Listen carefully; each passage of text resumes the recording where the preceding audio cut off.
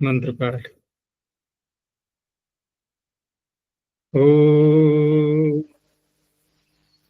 सहनाववतु सहनौ भुनक्तु सह वीर्यं करवावहै तेजस्विनावधीतमस्तु मा विद्विषावहै। ॐ शान्तिः शान्तिः शान्तिः।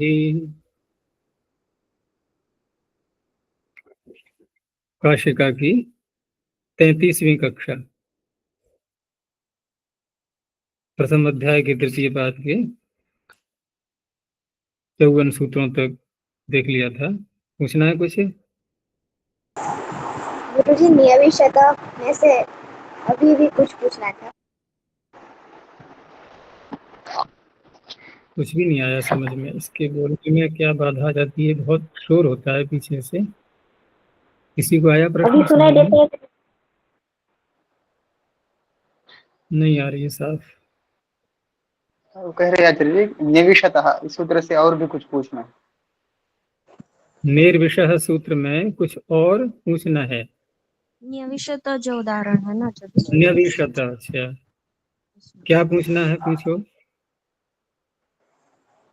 फिर धीरे आत्मनेपद को बहिरंग किया। धीरे धीरे बोलने का प्रयास करो, और अगर ईयरफोन लगा है तो उसको हटा के बोल करके देखो, नहीं लगा है तो लगा करके बोल के देखो, कुछ परिवर्तन करके देखो।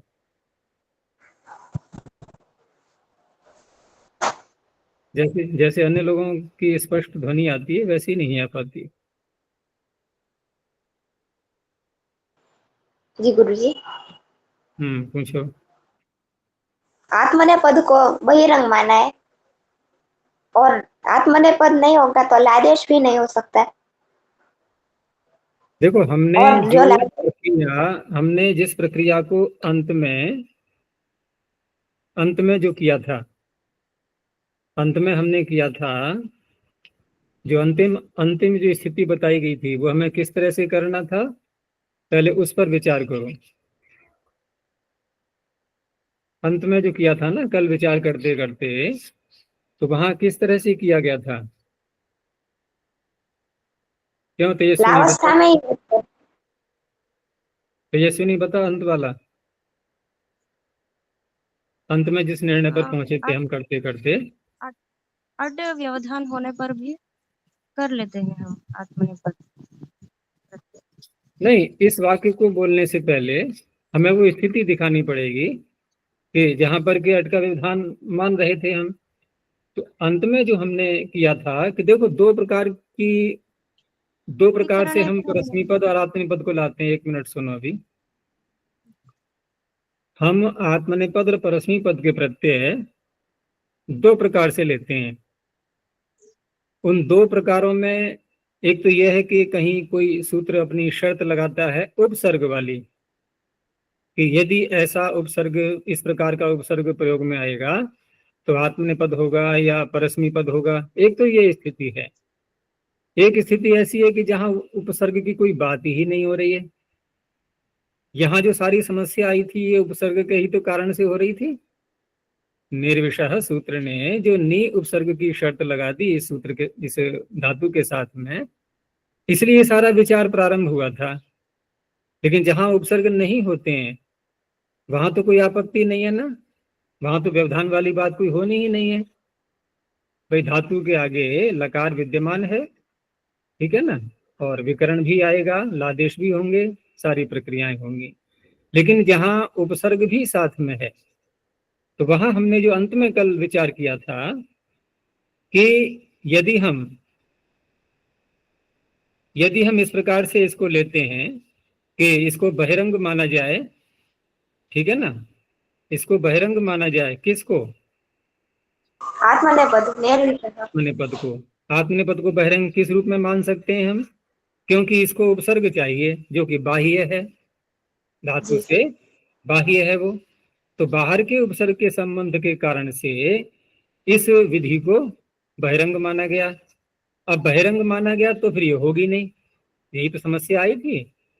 कि बहिरंग यदि मानेंगे तो ये विधि होगी नहीं। अब नहीं होगी तो फिर लकार के स्थान पर हम आदेश भी कैसे करें? अब कोई कहेगा आदेश जी करने में क्या बाधा है, तिप्तसी सूत्र विद्यमान है, लस्य का अधिकार आ रहा है, लकार के स्थान पर सारे आदेश आ गए, पूरे 18 के 18। कोई रुकावट आई? अभी तक तो नहीं आई। लेकिन ये आदेश आने पर हम यहाँ तो नहीं रुकेंगे, हमें तो एक प्रत्यय लाना है, छंटनी करनी होगी। और छंटनी करने के लिए हमें आत्मनेपद परस्मैपद पहले इनको दो भागों में बांटना होगा, फिर पुरुष भाग में बांटना होगा, फिर वचन भाग वाला लेना है।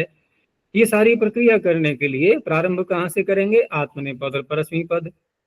अब यहीं पर यह समस्या आ गई। अब कि आत्मनेपद परस्मैपद की बात जब आई तो यहाँ तो नी उपसर्ग भी साथ में चाहिए हमें, तब ये आ सकता है। क्यों? क्योंकि यदि हम शेषात् कर्तरी परस्मैपदम को ले आए सीधा तो नियम क्या होता है? नियम ये होता है कि प्रकल्प्य च अपवाद विषयम उत्सर्गः प्रवर्तते। उत्सर्ग की प्रवृत्ति कैसे होती है? यदि कोई अपवाद है तो उसकी प्रकल्पना करते हुए, ठीक है ना, अपवाद सूत्र को ध्यान में रखते हुए उत्सर्ग सूत्र की प्रवृत्ति होगी। अब अपवाद सूत्र कौन सा आ गया? निर्विशः।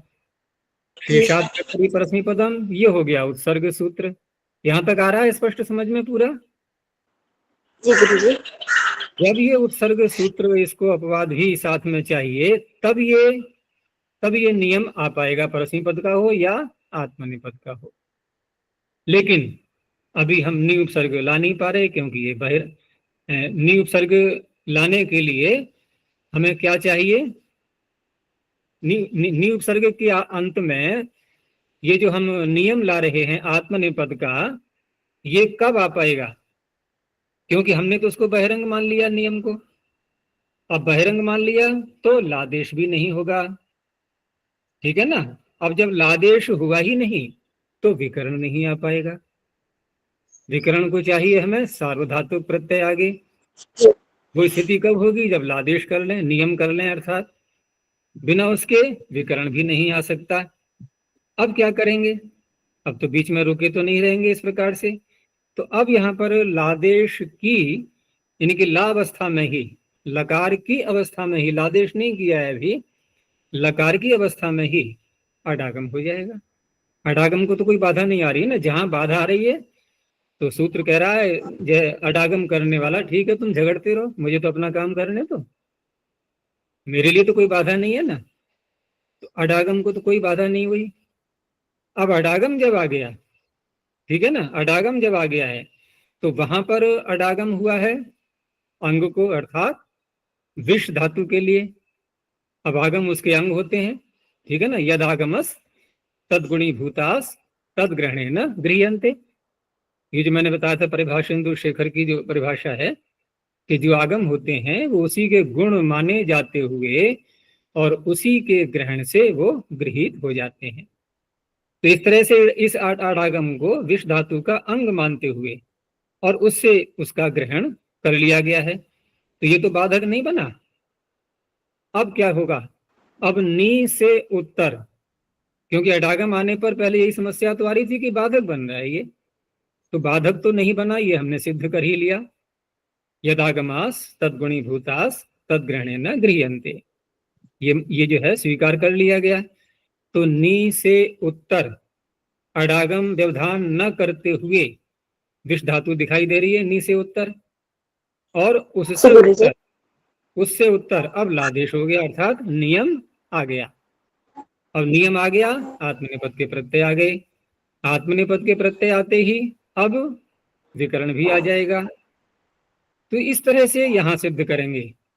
कहां पर कहा ये सारी बातें मैंने, कहां सिद्ध करेंगे? जहां उपसर्ग को निमित्त मानते हुए हम नियम को लाते हैं, आत्मनेपद या परस्मैपद को लाते हैं।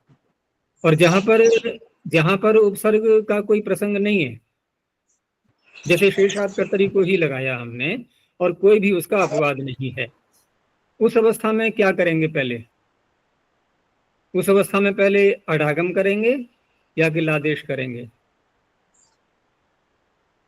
बोलो। लादेश। इसकी चर्चा भी कल हुई थी कि अडागम को क्या क्या चाहिए। अडागम को अंग चाहिए, अंग बिना प्रत्यय के बनता नहीं, ठीक है ना। लेकिन लादेश को क्या चाहिए, केवल लकार। वहां लकार को अंतरंग माना गया, अडागम को बहिरंग माना गया। ये सब बातें कहाँ घटा रहे हैं हम, जहाँ की उपसर्ग निमित्त नहीं माना जा रहा है। तो उस अवस्था में हम लादेश पहले कर लेंगे, ठीक है ना। पहले नियम आ गया, ठीक है ना, ये तो स्पष्ट आ गया ना। पहले वहां पर नियम आ जाएगा। और जो मैंने बताया था कि नियम बलवान होता है विकरणों से, वो कौन सी परिभाषा आई थी, कौन सी परिभाषा थी? नियमो बलीयम। विकरणेभ्यो नियमो बलीयान। अब ये धीरे धीरे सारी परिभाषाएं याद हो जाएंगी एक एक करके। विकरणेभ्यो नियमो बलीयान, क्योंकि प्रथमावृत्ति में परिभाषाओं का कार्य इतना नहीं होता था, कहीं कोई आ गई तो आ गई, लेकिन काशिका में तो यहाँ पर स्थल स्थल पर ये दिखाई देंगे। तो नियम को बलवान माना ही गया है वहां पर विकरणों की अपेक्षा। तो इस तरह से यहाँ लादेश कर लेंगे, जहां पर कोई जो है अपवाद नहीं है वहां उस तरह से प्रक्रिया रहेगी। और जहां पर उपसर्ग निमित्त बन रहा है वहां पहले अडागम कर लेंगे, ठीक है ना। और ये सारी बातें कहाँ के लिए हो रही हैं, जहां पर अडागम होता है। जहां अडागम नहीं होगा वहां तो कोई बात ही नहीं है। अब इसी निविशत में चर्चा हुई, क्या ये चर्चा सारी निविशते यहां भी हुई थी?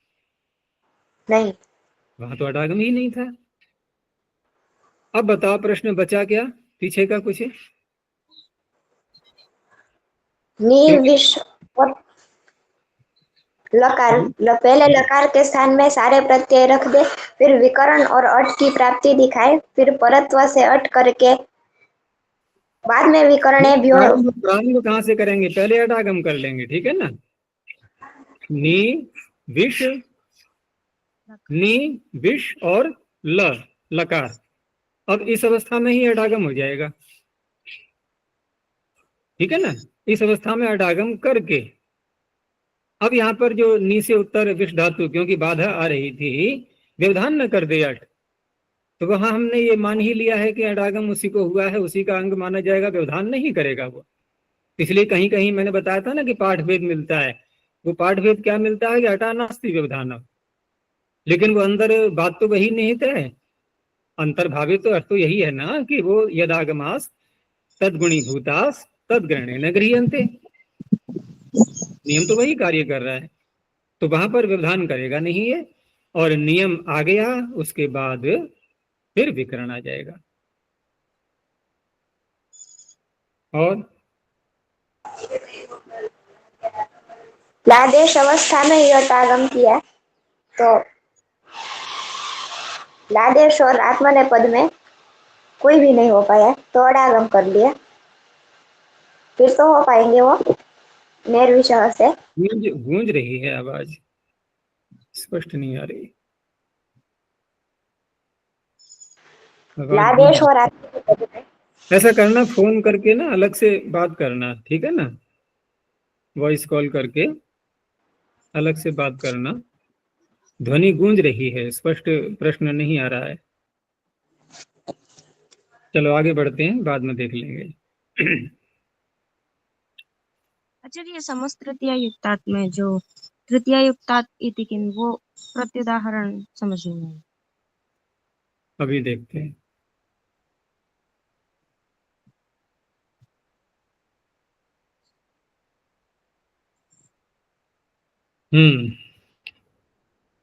समस्त तृतीया युक्तात्, यहाँ पर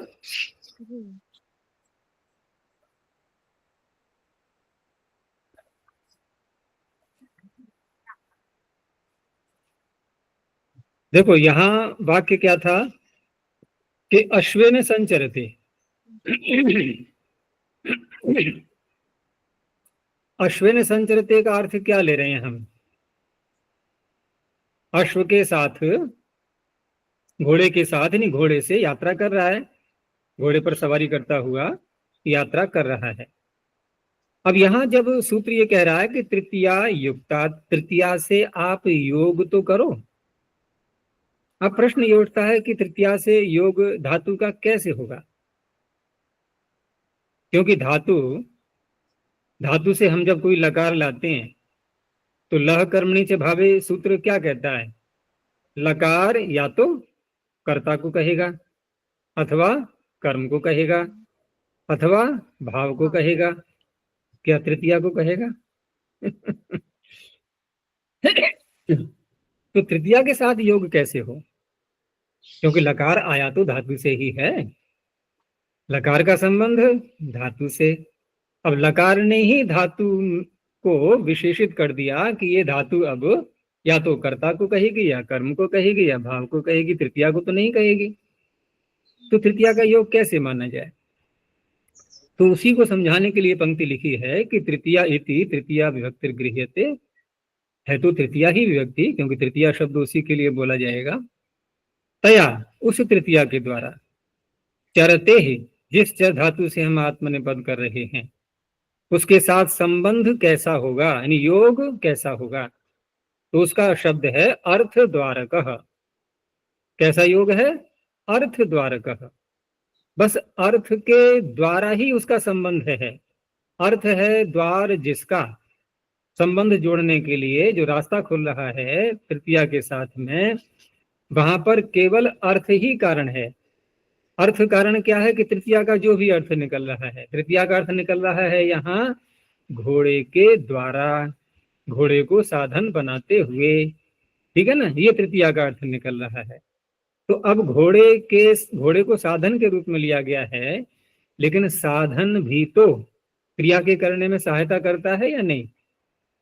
जो हम कहते हैं कि दात्रा काष्ठम लुनाति, तो लुनाति क्रिया ठीक है, हम लकार कर्ता में लाए, और दत्तः दात्रा काष्ठम लुनाति, यहाँ पर दात्रेण बोलेंगे, दात्री का दात्रा बनेगा दात्रेण। तो देवदत्तः दात्रेण काष्ठम लुनाति, तो लुनाति में जो लकार है ये किसको बोल रहा है? देवदत्त को, दात्र को तो नहीं बोल रहा है। लेकिन ये कारक है या नहीं है? दात्र कारक है या नहीं है? और कारक किसे कहते हैं? क्रिया के करने में सहायक होना। तो क्रिया के करने में जो सहायता करेगा उसका क्रिया से कोई संबंध नहीं होगा क्या? तो निश्चित हो गया संबंध। तो प्रश्न जो उठाया गया ना यहाँ पर कि ये तृतीया से संबंध कैसे जुड़ेगा, वो तरीका बता दिया कि अर्थ द्वार का, और प्रत्येक कारक में ऐसे घटाएंगे हम। जहां प्रत्यक्ष क्रिया कर्ता को या कर्म को बोल रही होती है वहां तो संबंध हमें दिखाई दे जाता है, वहां कोई प्रश्न नहीं उठता। लेकिन जो अन्य कारक हैं, संप्रदान को ले लें, अपादान को ले लें, करण को ले लें, हैं तो ये भी सारे कारक, अधिकरण को ले लें, हैं तो सभी कारक। भाई किसी न किसी रूप में कोई ना कोई तो संबंध क्रिया के साथ में हो ही रहा है इनका। तो ऐसे ही यहाँ पर भी जो तृतीया का संबंध है वो केवल इसी रूप में है कि घोड़े के साथ यात्रा कर रहा है, तो यात्रा जो हो रही है, जो चरण क्रिया हो रही है, वह क्रिया, उस क्रिया को घोड़ा भी तो विशेषित कर रहा है। यात्रा की विशिष्टता बताई जा रही है ना, कि पैदल चल रहा है या साइकिल से यात्रा कर रहा है, वाहन से कर रहा है, घोड़े से कर रहा है, तो या जो चरण क्रिया है वो विशिष्टता को प्राप्त नहीं हो रही है। अब बस इतना ही संबंध है यहाँ पर, ये दिखाया गया अश्वेन संचरते। तो अर्थ द्वारकः योगः, यह है मुख्य शब्द यहाँ पर, कि ये जो योग है यहाँ ये केवल मात्र अर्थ की दृष्टि से है। उस अर्थ का संबंध हम क्रिया से जोड़ेंगे, और अगर क्रिया सीधी कर्ता में और जब कर्म में आती है वहां तो क्रिया ही कह देती है, उसको कोई बात ही नहीं। अब तो वहां तो इस प्रत्यक्ष ही संबंध जुड़ा होता है, यहाँ अप्रत्यक्ष रूप से है क्योंकि कारकत्व उसमें भी विद्यमान है। भवलोकौ संचरसि मम च। हाँ, अब यहाँ पर तृतीया युक्त इसलिए नहीं है, जैसे देवल तो हो गया संबोधन का वाक्य, ठीक है ना, संचरसी क्रिया भी उसी को बोल रही है कि हे देव तुम दोनों लोकों में संचरण कर रहे हो, इमम च अमम च, यहाँ कहीं दिख रही है तृतीया? तो फिर ये तो स्पष्ट है, यहाँ तृतीया है ही नहीं कहीं पर। हम अर्थ द्वारक के योग करेंगे भी तो करेंगे किसके साथ में? तृतीया तो है ही नहीं है, तृतीयांत तो कोई शब्द ही नहीं है, केवल कर्म आया हुआ है बस। उभव लोको भी कर्म है, इमम च अमम च ये भी कर्म है, ये भी कर्म है, तृतीया है ही नहीं यहाँ पर।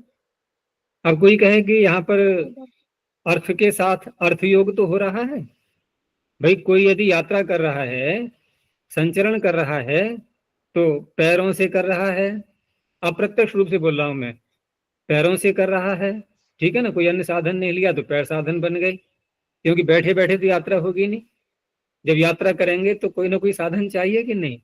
अगर बाह्य साधन नहीं चाहिए तो हमारा शरीर, जो पैर हैं, यही साधन बन जाएंगे, ठीक है ना। पादाभ्याम चरती, तो कुछ तो संबंध हुआ ना। लेकिन वाक्य में तो तृतीया नहीं है। ऐसे तो फिर हम ये भी कहेंगे कि यहाँ पर अधिकरण का भी संबंध है। जब चल रहा है तो पृथ्वी अधिकरण है कि नहीं है, हैं?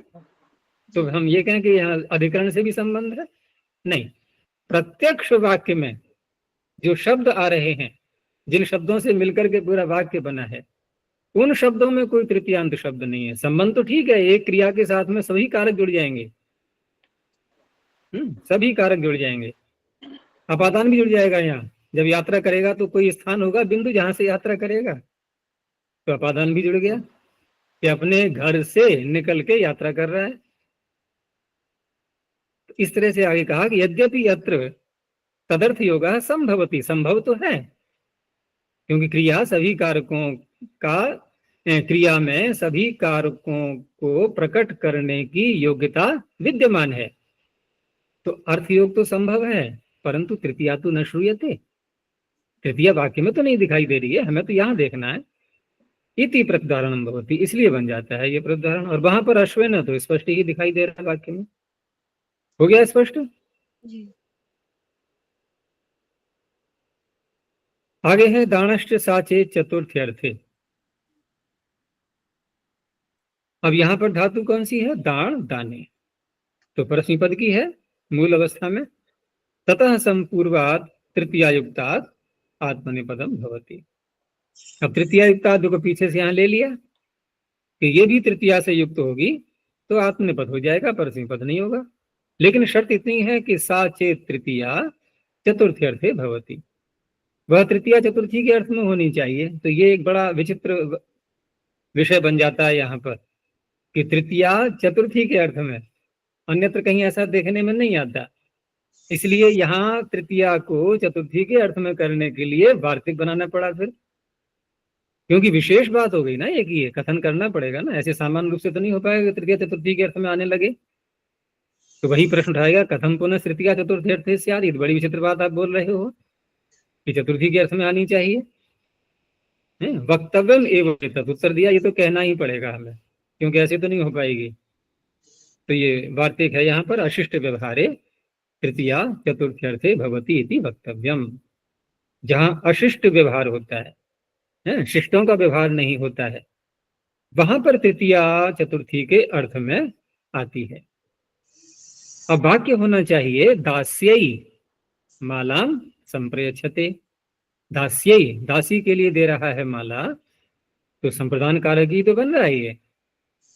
लेकिन यहाँ तृतीया का प्रयोग होगा, अर्थ वही रहेगा, अर्थ बदलने की बात नहीं हो रही है, अर्थ वही रहेगा दासी के लिए, लेकिन प्रत्यय लाएंगे टा।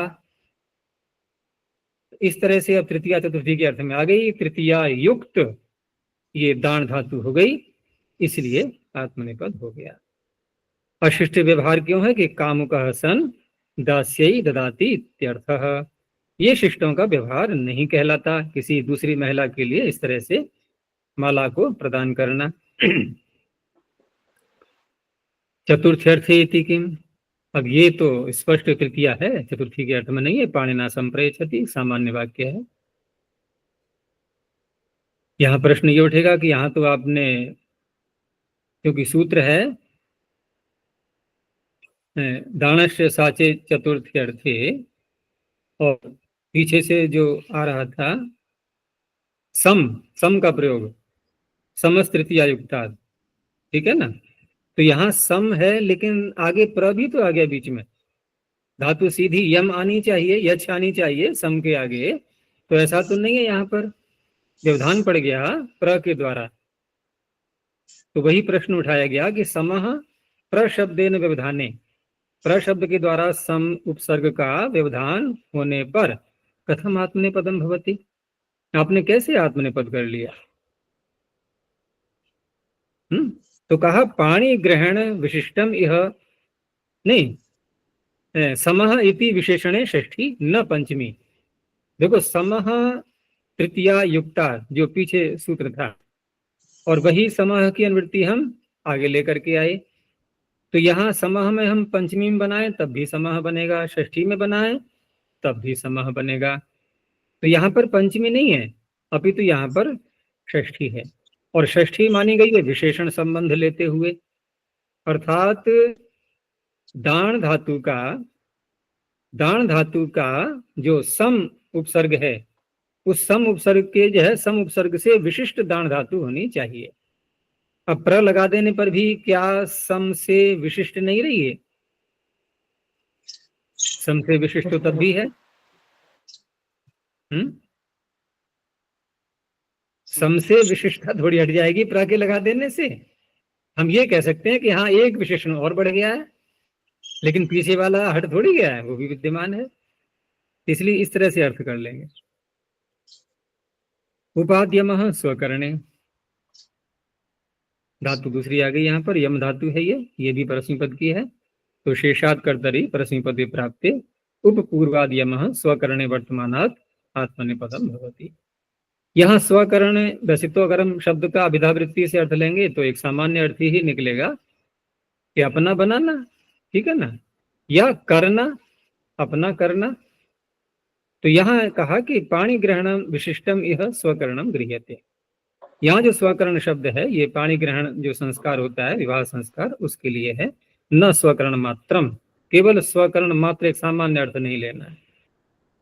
तो भार्याम उपयच्छते, भार्या को अपना बनाता है, यानी कि विवाह करता है, पाणि ग्रहण करता है। स्वकरण इति किम, तो देवदत्तो यज्ञ दत्तस्य भार्याम उपयच्छति। अब यहाँ पर देवदत्त धातु तो वही है, उपसर्ग है, यम धातु है, लेकिन यज्ञ दत्त की भार्या के पास जाता है, तो वहां पर उसको स्वकरण नहीं है, वो उसको पत्नी बनाने नहीं जा रहा है, कोई कार्य है उसके साथ जो है वहां पर करना है, उससे मिलने जा रहा है। तो यहाँ आत्मनिपद नहीं हुआ। ज्ञा श्रु दृशाम सनः,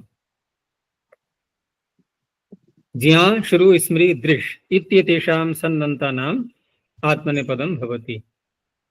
अब सन्नन्तों से नियम यानी कि आत्मनेपद या परस्मै पद, इनका क्या नियम चलता है सामान्यतया? पूर्ववत् सनः। यदि ये सूत्र न हो तो क्या नियम होगा? शेषात् कर्तरि, यही तो लगेगा, परस्मै पद, ठीक है ना। हम जो अन्य प्रत्यय लाते हैं धातुओं से, सन लाते हैं, यंग लाते हैं, णिच लाते हैं, तो णिच लाते हैं तो णिचष्ट बैठा हुआ है, सन लाते हैं तो सन पूर्ववत् सनः बैठा हुआ है, यंग लाते हैं तो यंग तो पाणि ने नकार लगा ही दिया, उसमें कोई समस्या ही नहीं, अनुदात्तंगे तो आत्मनेपदम आ जाएगा। लेकिन णिच में और इसमें सन में तो ऐसा कोई संकेत नहीं दिखाई दे रहा है कि कौन सा पद आएगा, तो वहां पूर्ववत् सनः है। अब पूर्ववत् सनः भी कोई नई बात नहीं बोल रहा है, वो तो कह रहा है अगर सन्नंत अवस्था से पहले मूल अवस्था में धातु यदि आत्मनेपद की है, आत्मनेपद का कोई निमित्त उसमें है, तो सन्नंत से भी आत्मनेपद होगा, ठीक है ना। लेकिन कब?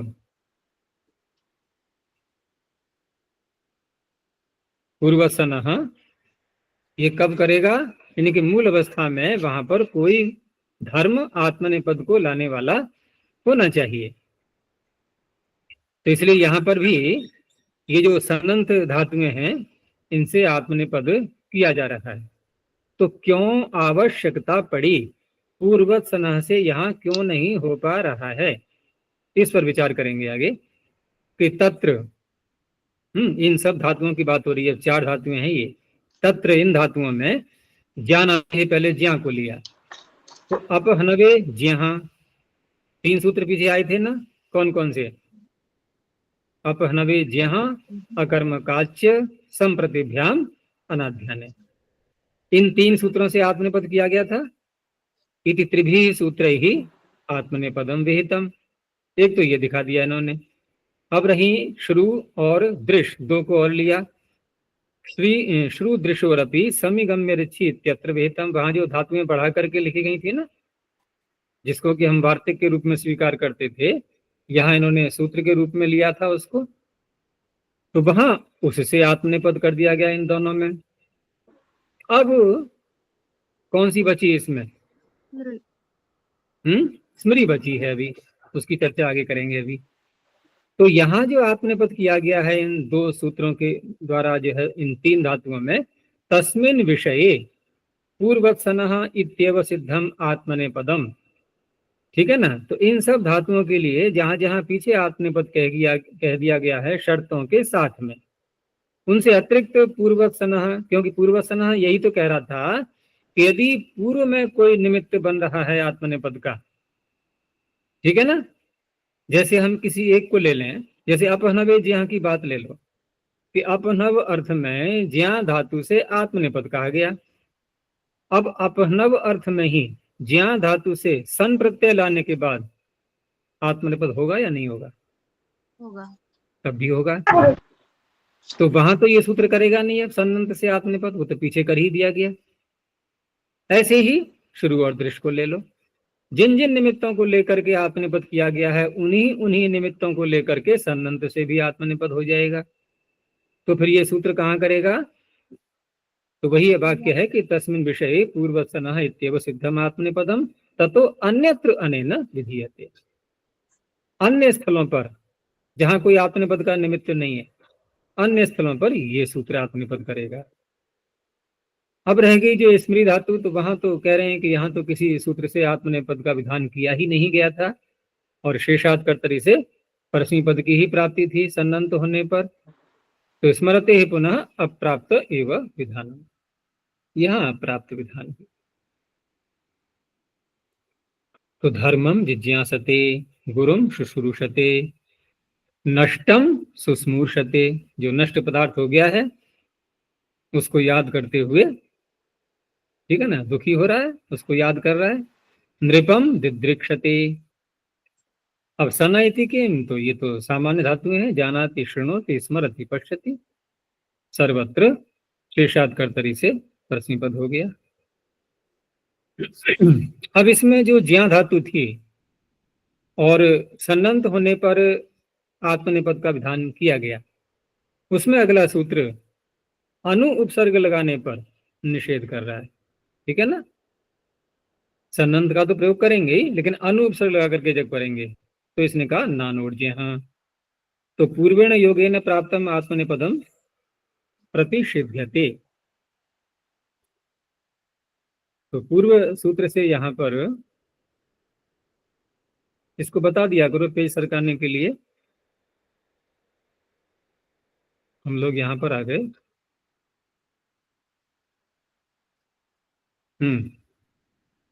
तो पूर्वेण योगेन प्राप्तम आत्मनेपदम प्रतिषिध्यते, तो अनुपूर्वाद जानाते है सन्नंताद आत्मनेपदम न भवति, यहाँ निषेध कर दिया गया है। तथा च सति सकर्म कस्यैव अयम प्रतिषेधः संपद्यते। तो अब ये प्रतिषेध किसका होगा? देखो पीछे सूत्र आया था ना, अपहनवे ज्या के आगे वाला क्या था? अकर्मकाच्य। तो अकर्मकाच्य ने तो, अकर्मकाच्य ने ये कहा था कि धातु ये अकर्मक है ज्या धातु, तो उसे आत्मनेपद होता है। अब हम उससे लाएं सन्नंत, सन प्रत्यय लाएं, तो वहां पर पूर्वसन है, आत्मनेपद करेगा या नहीं? करेगा, करेगा ना, सन्नंत होने पर कोई बाधा तो नहीं है। अच्छा, और अगर कर्म आ गया तो नहीं फिर नहीं करेगा। करेगा। उस अवस्था में ये करेगा फिर जी हाँ, शुरू स्मृति शाम सन ये करेगा नहीं करेगा, सन्नंत से आत्मनेपद। हाँ। तो तथा च सति सकर्म कस्यैव अयम प्रतिषेधः संपद्यते। तो अब ये जो पूर्व सूत्र से यहाँ पर सकर्मक होने के कारण से जो प्रतिषेध जो प्राप्त हो रहा था आत्मनेपद, उसका प्रतिषेध यहाँ किया जा रहा है। पुत्रम अनु जिज्ञासति, ये निषेध हो गया। अनुवृत्ति की, अब यहाँ तो कोई उपसर्ग ही नहीं है, धर्म जिज्ञासति, ठीक है ना, यहाँ इस सूत्र की प्रवृत्ति नहीं होगी।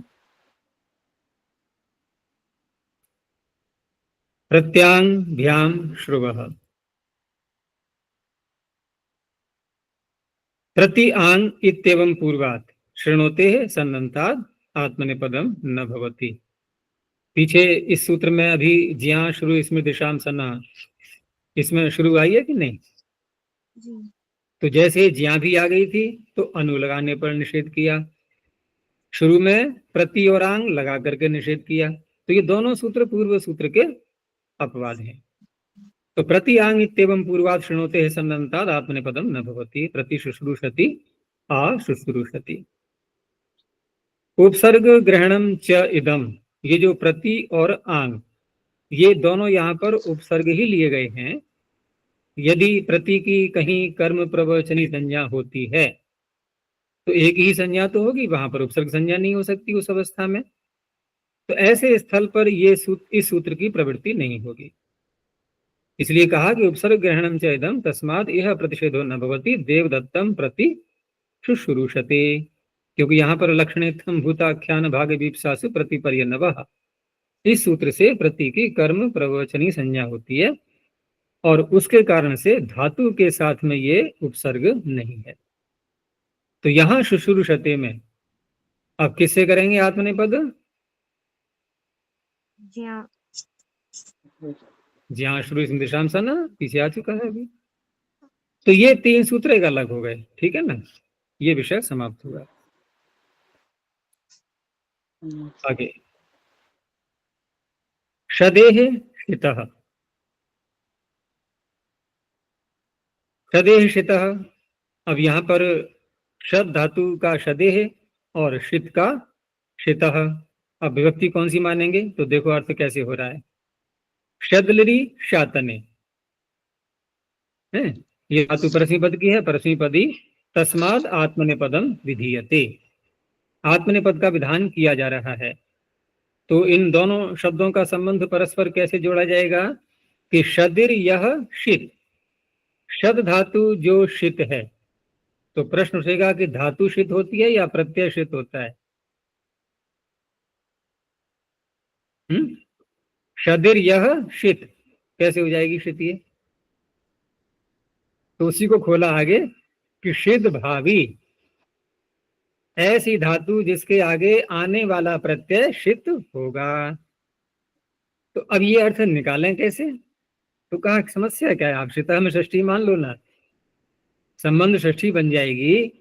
इनके ऐसी शद धातु जिसका शित प्रत्यय के साथ में संबंध है, ठीक है ना, तो ऐसी धातु ले लेंगे।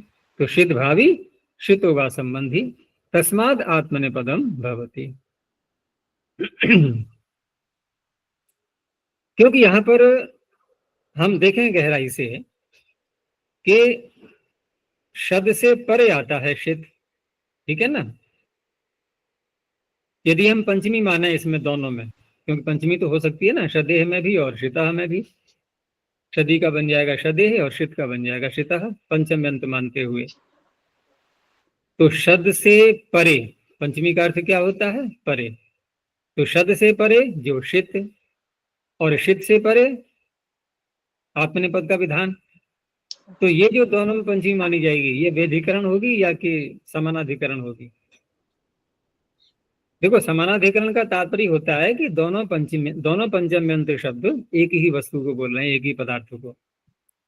लेकिन शदेह में जो पंचमी आ रही है इसका तो संबंध है शित से, कि शद से परे जो शित और शिता में जो पंचमी है इसका संबंध होगा फिर आत्मनेपद से, उससे परे आत्मनेपद, इसे कहते हैं व्यधिकरण, ठीक है ना। तो उस अवस्था में विकरण हो जाने पर, क्योंकि शद से परे, फिर देखो वाक्य क्या बोला मैं, शद से परे जो शित, तो शित पहले आना चाहिए ना, और उससे पहले होगा, उसके बाद में होगा आत्मनेपद। तो संभव है ऐसा? नहीं। क्यों नहीं है संभव? विकरण कर्तावाची सार्वधातुक करें। विकरण तब आएगा ना जब आगे सार्वधातुक प्रत्यय आ जाए कोई, और सार्वधातुक प्रत्यय आने के लिए या तो परस्मी पद लाओ या आत्मनेपद लाओ, कुछ तो लाओ पहले। तो वो स्थिति है नहीं, जैसे वहां अन्य विषयता की बात हो रही थी, ठीक है ना, वैसा यहाँ पर है। तो ऐसा होना चाहिए जो कि संभव नहीं है यहाँ पर ऐसा। क्यों? क्योंकि सार्वधातुक जब कोई प्रत्यय आगे आता है तभी विकरण, क्या विकरण का विधान होता है। तो फिर अब क्या करेंगे? अब क्या करेंगे? हमें विकरण तो चाहिए, हमें शिक तो चाहिए आगे, है ना। तो क्या करेंगे फिर? तो शेष होने के कारण से शेषाद कर्तरी परस्मी पदम, उससे परस्मी पद आ जाएगा, आएगा कि नहीं?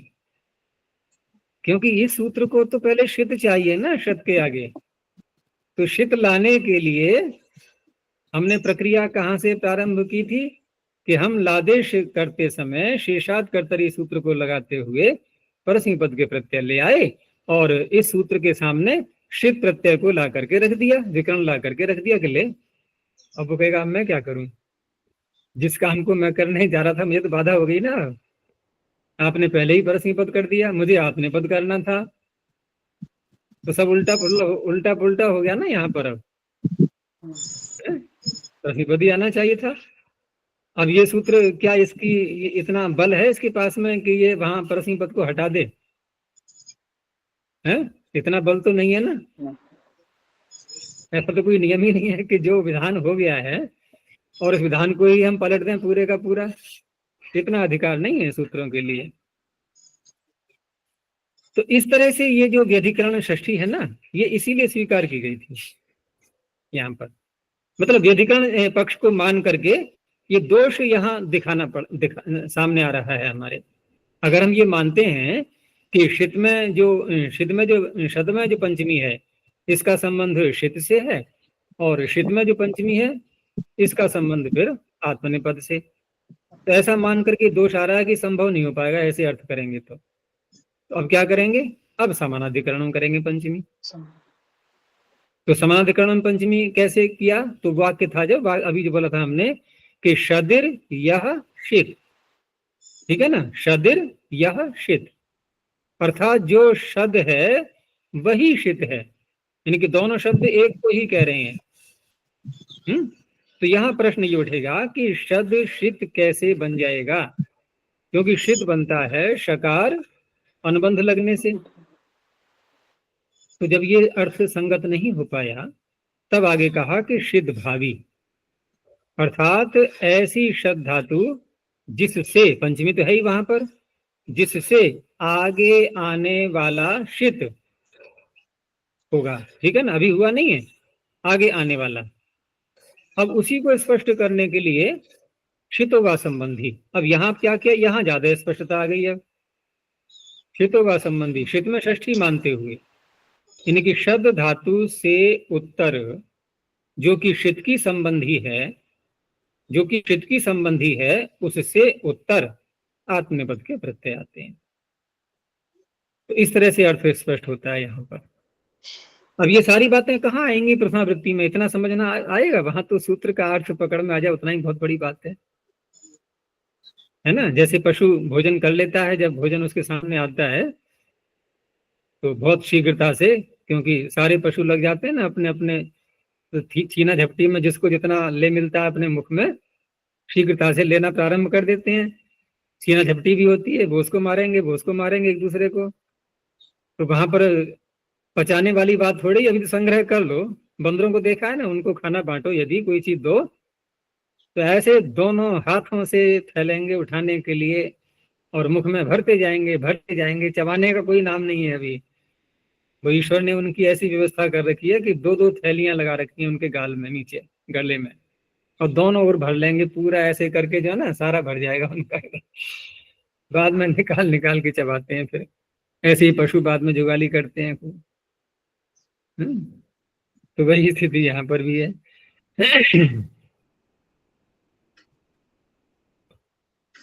तो शित इति किम, अब यहाँ पर अशत शतस्यति और शिष्यति, अब स्पष्ट है ना इसमें क्या समझाना है। यहाँ तो शित संबंधी कोई प्रत्यय ही नहीं है जिसका शकार संज्ञक हो। इसमें से आ गया, अशत स्यत आगे भी स्या है, और उसमें सन प्रत्यय आ गया है जो कि सारे आर्ध धातुक हैं। शित नहीं है कोई भी। म्रियते लुंगलिंगोश्च।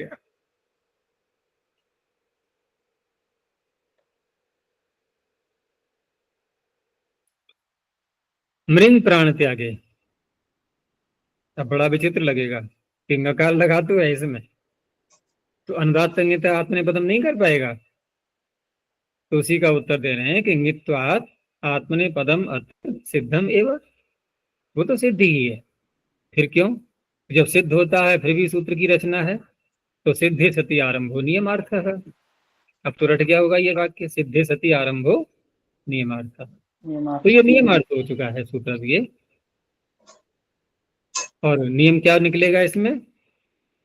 कि नियमार्थम इदम वचनम म्रियतेर लुंगलिंगो हो शितश्च। शित को पीछे से ले लिया है। म्रियतेर लुंगलिंगो हो शितश्च आत्मनेपदम भवति, अन्यत्र न भवति। अब ये सूत्र विधि है या निषेध सूत्र है?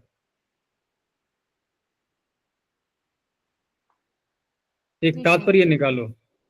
सामान्य दृष्टि से क्या देख रहे हैं कि आत्मनेपदम की अनुवृत्ति आ रही है, कहीं निषेध तो कहा नहीं जा रहा है, ठीक है ना। शित संबंधी होने पर, लुंग और लिंग लकार परे होने पर आत्मनेपद होता है, तो विधि हुई ना ये।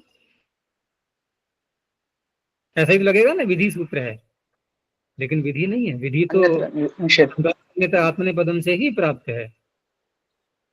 तो अन्यत्र न भवति ये है इसका अर्थ वास्तव में। तो ये आत्मनेपद का निषेध करने के लिए है, विधान करने के लिए नहीं है, ठीक है ना।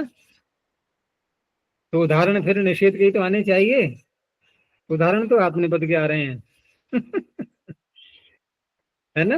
लेकिन हमें समझना उसी रूप में है, हमें समझना यही है कि ये सूत्र निषेध कर रहा है। अब उदाहरण दिए जा रहे हैं अभिधा वृत्ति से, जो सूत्र का अर्थ निकल रहा है, ठीक है ना, उसके आधार पर तो अमृत, मृशिष्ट, ये हो गया लुंग और लिंग का। और शित का दिखा दिया म्रियते, म्रियते, म्रियंत, ठीक है ना। कौन सा प्रत्यय है ये? म्रियते, म्रियते, म्रियंते में शित प्रत्यय कौन सा है?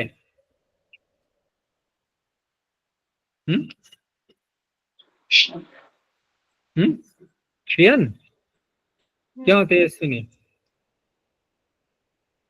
कौन सा सूत्र है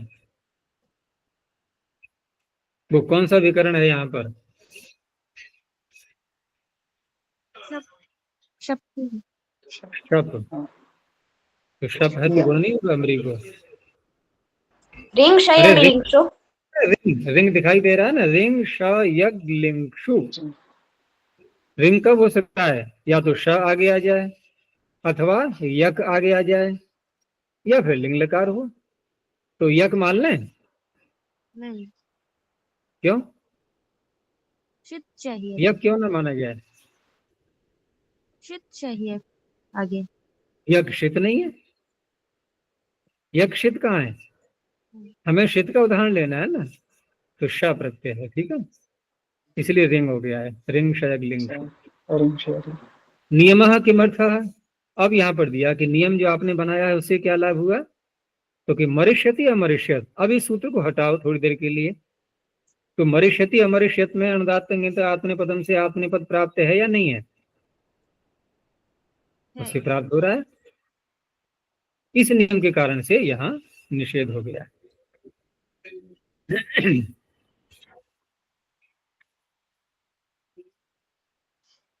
आगे पूर्ववत सनः,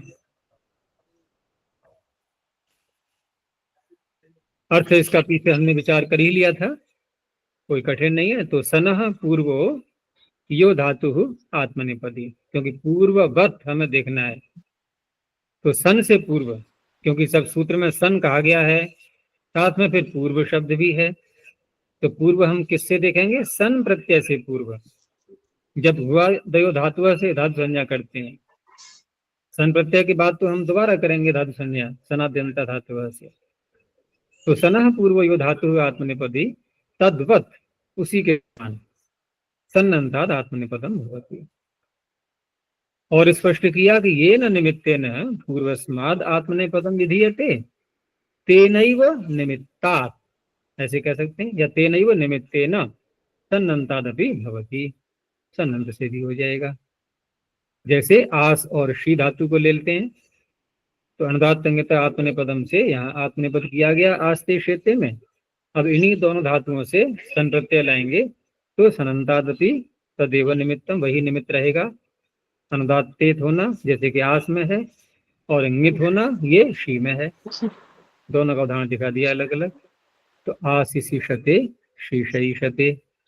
ऐसे ही निर्विषह सूत्र आया था पीछे, तो निर्विषह में नी उपसर्ग को निमित्त माना गया था आत्मनेपद का।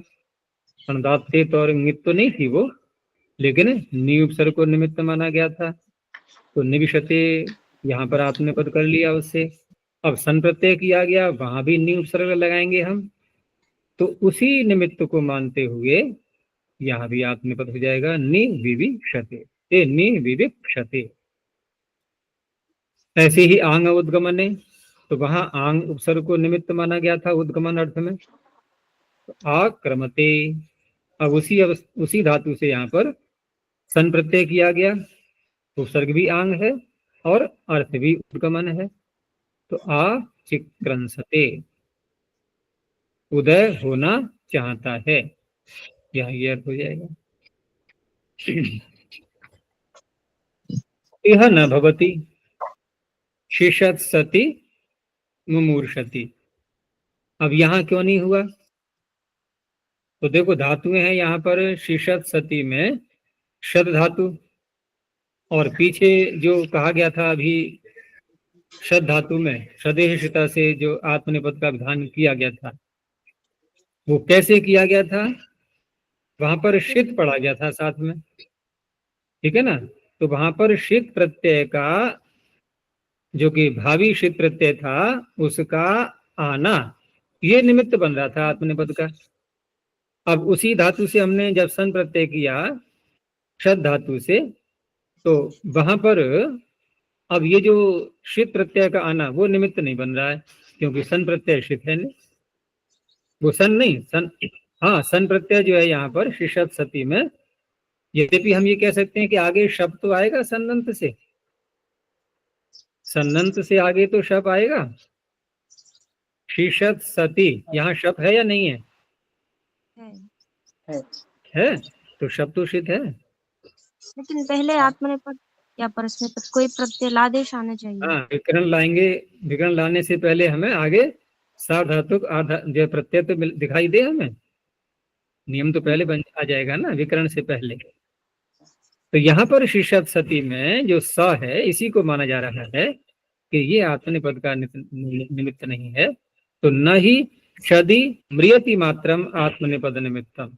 हाँ अगर हम ये कहते हैं कि शद और मृंग धातु में ये स्वयं आत्मनेपद का निमित्त विद्यमान है इसमें, तो हो जाता, लेकिन यहाँ स्वयं में नहीं है ये।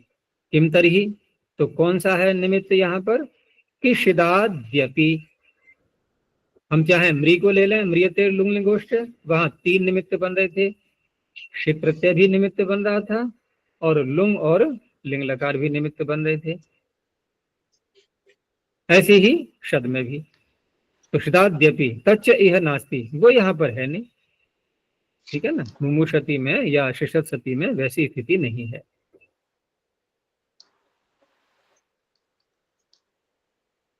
अब कहा कि यस्य च पूर्वत्रैव निमित्त भावः प्रतिषिध्यते। अब कुछ धातुएं ऐसी हैं कि जहां पर आत्मनेपद हो जाना चाहिए था, लेकिन वहां पर निषेध कर दिया गया है पहले ही, यानी कि निमित्त विद्यमान होने पर आत्मनेपद होना चाहिए, लेकिन वहां पर आत्मनेपद के अपवाद सूत्रों ने वहां आत्मनेपद का निषेध कर दिया है। तो उस अवस्था में उस धातु से जब सन प्रत्यय लाएंगे तो वहां पर भी वही स्थिति होगी, वहां भी आत्मनेपद नहीं हो पाएगा, वो निषेध ही माना जाएगा। जैसे उदाहरण दिया है अनुचिकीर्षति अथवा पराचिकीर्षति। तो क्रिय धातु इंगित है, इंगित होने से क्रिया का फल जब कर्ता को मिलेगा तो आत्मनेपद की प्राप्ति हो ही रही थी, लेकिन क्रिया का फल जब दूसरे को मिलेगा उस अवस्था में आत्मनेपद करने के लिए सूत्र बनाया गया अनुपराभ्याम क्रिया। नहीं, ये तो वहां पर है पेशात कर्तरी परस्मैपदम के आगे, ठीक है ना। तो क्रिया का फल जब कर्ता को मिलेगा तब तो स्वरतः से आत्मनेपद था, मान लिया हमने। लेकिन जब अनुपराभ्याम क्रिया है, यानी कि अनु और परा उपसर्ग को लगाया गया, अनु और परा उपसर्ग को लगाया गया, तो क्रिया का फल कर्ता को मिलेगा, तो स्वरतः से हो सकता है आत्मनेपद। क्रिय धातु से अनु और परा उपसर्ग ला करके साथ में जोड़ करके अब क्रिया का फल कर्ता को मिलने पर आत्मनेपद हो सकता है या नहीं? हो सकता है। किस सूत्र से? सूत्र बोलते जाओ। स्वरतः से यही तो मुझसे निकलेगा, स्वरतः से। तो अनुपराभ्याम क्रिया क्या कह रहा है फिर ये? कर्ता का फल दूसरे को क्रिया मिले का तो, हाँ, क्रिया का फल दूसरे को मिले तो क्या कर रहा है ये? अनु और परा उन्हीं के होने पर क्रिया का फल दूसरे को मिले तो प्रतिपद होता है, ये तो अर्थ करेगा सूत्रीय। तो ऐसा होने पर क्या शेषात कर्तरी नहीं कर पाता प्रतिपद? फिर देखो, अनुपरा लगा दिया हमने क्रिया से पहले और क्रिया का फल मिल रहा है दूसरे को, ठीक है ना, तो शेषात कर्तरी नहीं कर पाएगा। अन्य उपसर्ग होने पर क्या? निषेध करना, अन्य उपसर्ग होने पर नहीं होगा। अन्य उपसर्ग लगाएंगे तो क्या नहीं होगा? परस्मै पद। क्रिया का फल दूसरे को मिलने पर भी। हाँ, देखो फिर समझो बात के लिए कि चाहे उपसर्ग हो या न हो, क्रिया का फल कर्ता को मिलने पर शेषात कर्तरी से आत्मनेपद की प्राप्ति थी, और क्रिया का फल कर्ता को न मिलने पर शेषात कर नहीं, स्वतंत्रता से आत्मनेपद की प्राप्ति थी, पहले बोला मैंने। और क्रिया का फल दूसरे को मिलने पर, कर्ता को न मिलने पर शेषात कर्तरी से परस्मैपद की प्राप्ति थी, उपसर्ग चाहे हो या न हो। तो अनु और परा हमने उपसर्ग लगाया, लेकिन क्रिया का फल मिल रहा है दूसरे को, तो शेषात कर्तरी से हो ही जाएगा। फिर सूत्र क्यों बनाया गया? अब सूत्र इसलिए बनाया गया कि अनु और परा उपसर्ग जब लगाए जाएंगे तो चाहे क्रिया का फल कर्ता को मिले चाहे दूसरे को मिले, लेकिन ये वाक्य बोलने की भी आवश्यकता नहीं है। जब दूसरे को मिलेगा तो शेषात कर्तरी कर ही देगा। तो सूत्र का मुख्य प्रयोजन क्या रहा कि अनु और परा उपसर्ग लगाने पर क्रिया का फल कर्ता को मिलने पर भी आत्मनेपद वो परस्मैपद होता है, ये तात्पर्य, ठीक है ना, परस्मैपद होता है।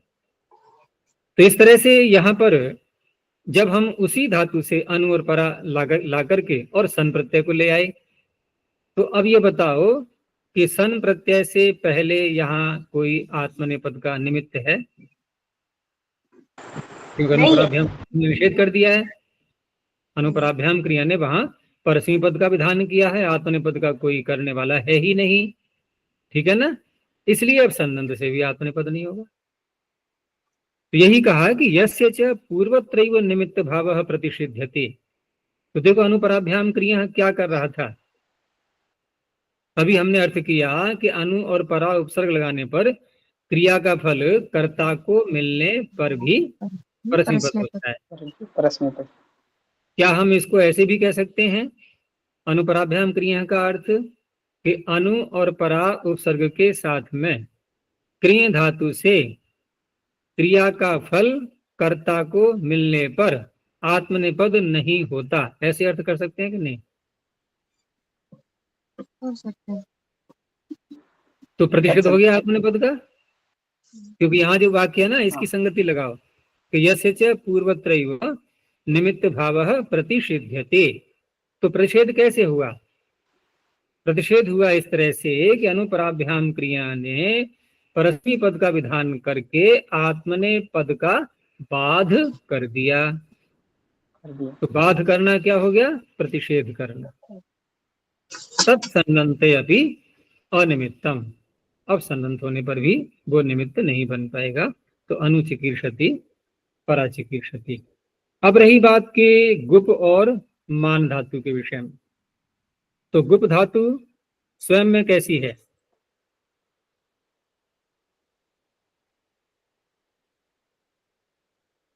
गुप धातु स्वयं में कैसी है?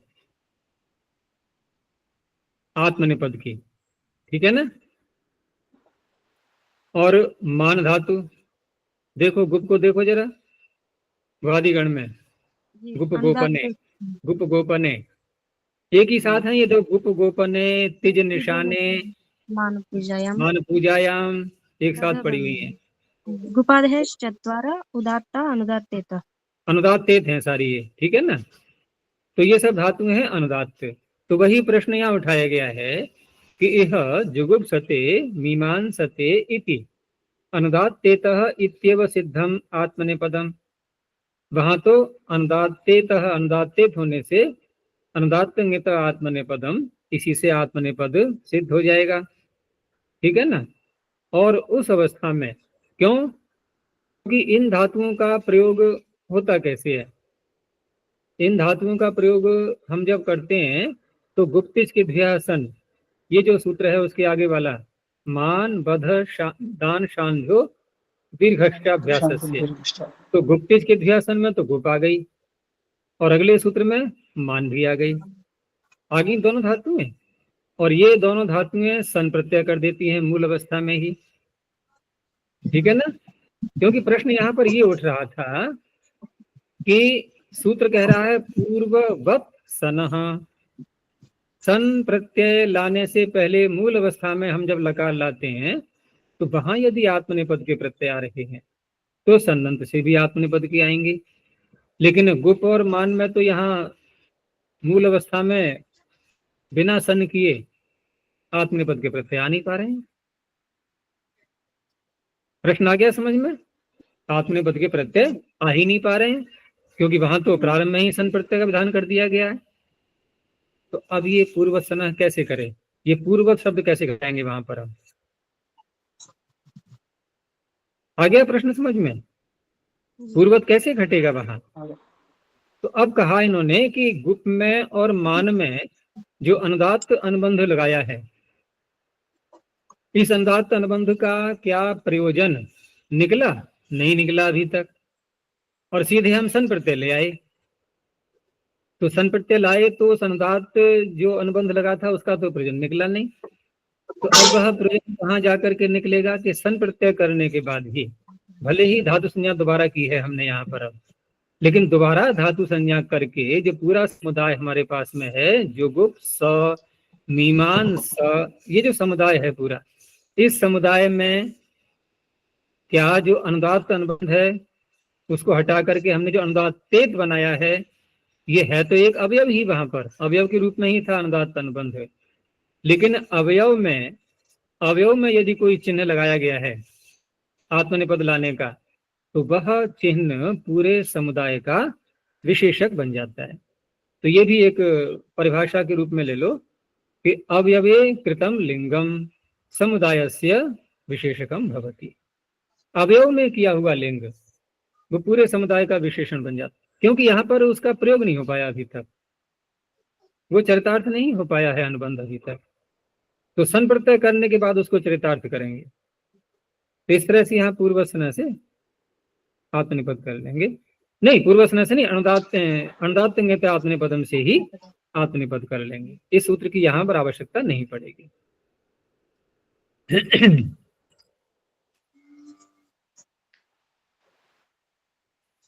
ठीक है, इतना ही रखते हैं।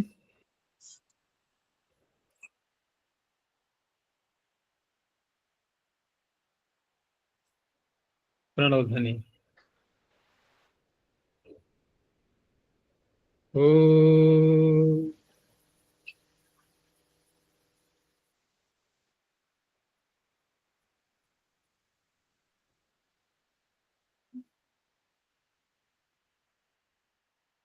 ओ